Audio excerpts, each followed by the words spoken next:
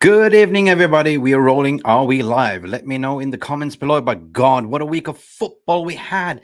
And we're talking about, of course, Manchester United are through in the finals of FA Cup after yesterday's scintillating penalty shootout. No other than Victor Lindelof got his roses. And fair enough, because he's been married to the fridge for 3 years. I'm so happy he get all the flowers and the roses in the Twitter spaces and the media today. But there's a lot of things that's been coming out today. The top headline news as we're scamming through that Christian Stellini, after 4 games in charge of Hotspurs, are getting the sack or is getting the sack. Fair enough. And also Pochettino tells his staff to get ready for Chelsea. Will Pochettino take over Chelsea? But the main story of today, of course, comes with Harry Kane. That Harry Kane is potentially looking at a move to Manchester United. Why is that so? Because it's obviously clear and obviously that Tottenham Hotspurs is a dire, straight, sour club to be in. No direction, no cohesion, no plan, no vision.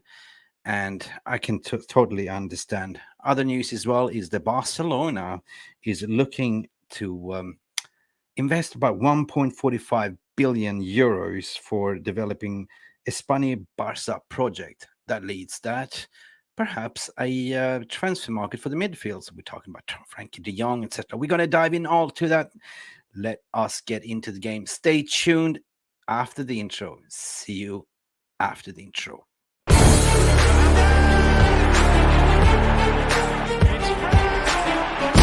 Has the Premier League ever been more challenging? Right, wel. Hartelijk welkom. Dit is mijn home and I want to achieve success.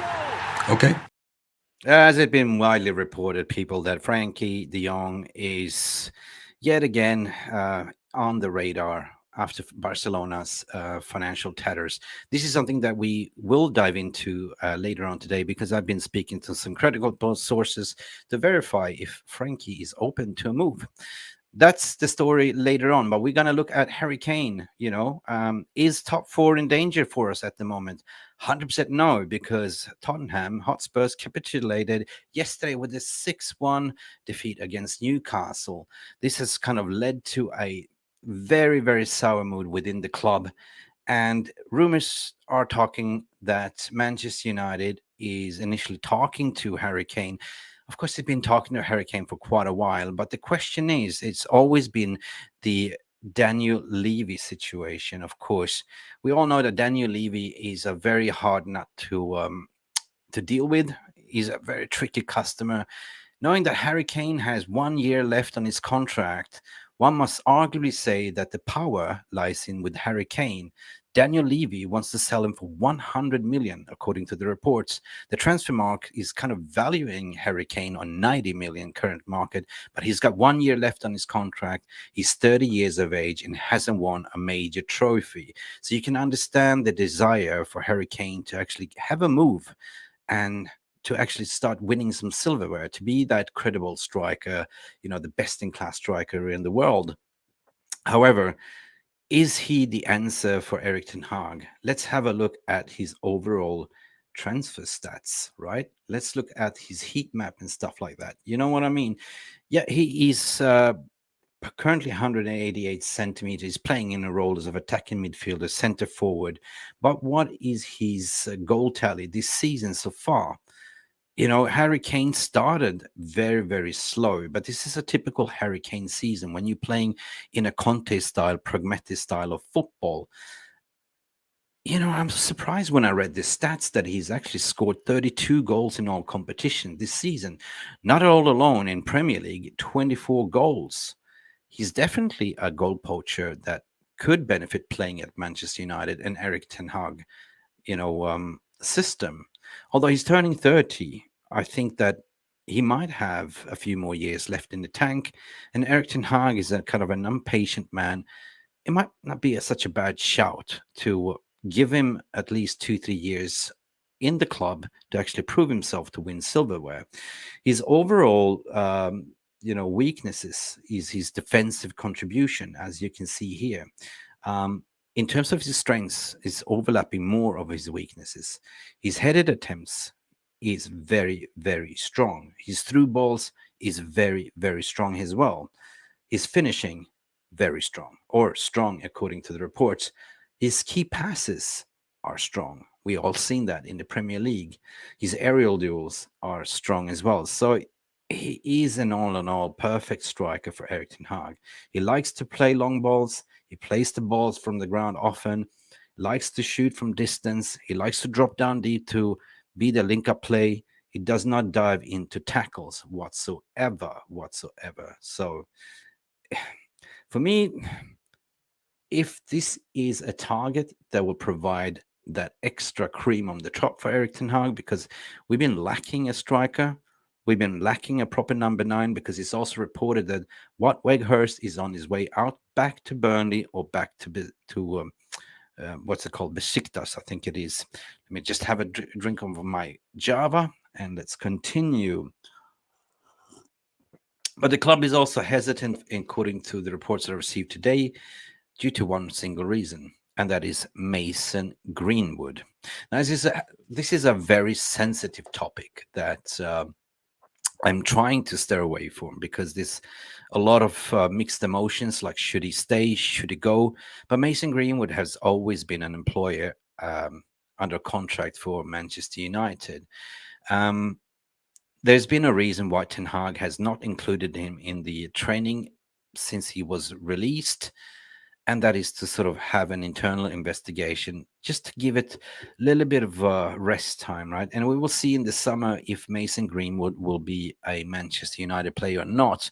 The worst case scenario that could happen is that they loan him out or they sell him. But he's such a pricey two-footed striker. We've seen what Mason Greenwood is all about. And I bet you if Mason Greenwood comes in and scores a few goals, the fan base will kind of look the other way. That's just a hunch, you know. Personally, I'm neutral in this perspective. I see him as the player on the pitch, somebody that can contribute to the team, in all honesty. But in all fairness, what would you pay 100 million for an Harry Kane when you can get actually a Victor Osmond? Aussie, as we call them. Let me pull up his stats as well. Right, he's got 2 years left, or 2-3 years left on his contract. His evaluation currently on the transfer market is about 100 million. So one can arguably say that if you're going to go 100 million for Harry Kane, who is 30 years of age, why not get a Victor Osmond? If you look at Osmond's current stats, and let me just type in Osmond in here, Aussie, and see what this comes out. And bear with me. Victor Osmond. Yep. There we go. Let's add on Osmond to the stream here. Aussie. Yeah, he's 185, center forward. He's 24 years of age, you know. So you see what I'm looking at. Like, I'm looking at the longevity, but I'm also looking at Harry Kane, Premier League proven, can add something from very get-go, can help us to win the trophy within the next year or two. Osmond, 24 years old, has been banging goals left, right, center. If we look at his overall goals tally, this season alone is 31 goals. Let that sink in. 21 in Serie A and 5 in the Champions League, right? So it's got Champions League proven as well. And hopefully we will get into Champions League. So we need a Champions League striker as well, according to my opinion. If we look at his strengths and weaknesses comparing to Harry Kane, there is a big contrast. There is a little bit of nuances. His offside awareness is very, very weak. So Osmond is somebody that takes chances. Osmond is somebody that often comes into offside rulings. He hold up play, holding the ball, according to the stats here, are not very, but they are weak. But his passing is weak. Defensive contribution is weak. So is this a hype? But you look at the overall goal scores. What do you need? What do you need from a striker? His finishing is very, very strong. His headed attempts are very, very strong as well. Do you get my point here? Do you get my point? So what would you like to have? Let me know in the comments below. 100%. Coming to the midfield targets. Okay, we've spoken. we've spoken about this Barcelona financial levers and they being in dire straits. We've spoken about potential midfield targets because we know that Erik ten Hag is very stubborn. Erik ten Hag needs midfielders. We know that Scott McTominay is on the chopping blocks. There's also reports coming out today that Newcastle are willing to take Harry Maguire over to Newcastle. Some fans will personally drive into Newcastle by not charging any petrol money just to get him out the club, because obviously he's not a Manchester United player. Now, what would you take for Harry Maguire, who we actually bought for 80 million or 85 3 years ago? I don't think we will get much money for Harry. We might get 40, 45, but anything to raise money at the end of the day, because we also need midfielders. We've been heavily linked with McAlister, Alexis McAlister, that we saw yesterday play a sublime game together with Caicedo, right? Caicedo, for me, oh my God, signing up. This guy is mad, right? This guy, for me, is coming underrated on the target. But this is what I'm saying, that Brighton has been so astute in the market. They've been going on the grassroots, recruiting in players from South America. They become the next stars. And this is something that I believe that Manchester United scouting department should do as well. Now, if you look at the stats of these players, the throughputs, I mean, we clear and obvious need a Casemiro replacement. We've seen that the drop-off is so huge when Casemiro is not played, when Casemiro has been suspended. Of course, we're talking about the 2 red cards suspension. The drop-off is huge. We need midfielders that can grab that ball by the scruff of the neck, and I believe that Caicedo is one for the future as well. I believe we should go all in for Caicedo, but also talk to McAlister. There is some talks going with McAlister, but I understand also that Liverpool is looking at McAlister as well. On the other hand, regarding Frankie de Jong, we know that Papa Eric is so stubborn. We almost landed Frankie last season, but things didn't happen due to financial levers. Now it's a totally different situation with Barcelona being in financial crisis. They need to offload players. They need to offload the wage bill of 200 million euros in estimate. So therefore, if you look at Barcelona's list of keep, but they also need to register Gavi, which they can't because of the wage bill, Frankie de Jong is not on the list. So I keep that close as we're coming to the end of the season and when the transfer market begins. Will Erik ten Hag go in for Frankie de Jong again? I don't know. You let me know in the comments below. Let me know who your preferred midfielder would be. Do you think a midfielder of Frankie de Jong would suit Erik ten Hag's system, playing alongside with Casemiro and Bruno on top? That would be sick, wouldn't it be, right? But also, not a bad shout to, if not Frankie de Jong, which out of those two above from Brighton do you reckon will be a perfect fit, playing alongside with Casemiro, Bruno, Eriksen, etc., etc.? I would definitely, Fred, I would definitely keep him as a fringe player. I would offload Scott McTominay, but we definitely need new blood in, because reports been coming out that the existing squad is over bloated. Erik ten Hag is ruthless and are willing to sacrifice, doing the sacrificing lamb by offloading some youngsters like Brandon Williams, like what I've been told as well in terms of Hannibal and many, many more. This is a little bit sad because when you're coming up the ranks from the academy, some people make it, some people don't. And this is football, people. This is football. This is what it's all about. In terms of yesterday's FA Cup, God, that was such a beautiful, beautiful game. We saw this initial lineup yesterday where De Gea was sublime in goal. So happy that we went through the penalty shootout and De Gea almost got to the point in the Europa League final that I was thinking, wow, this is going to go to the Gea final kick, 11 players kick, right? The penalties were superbly taken, right?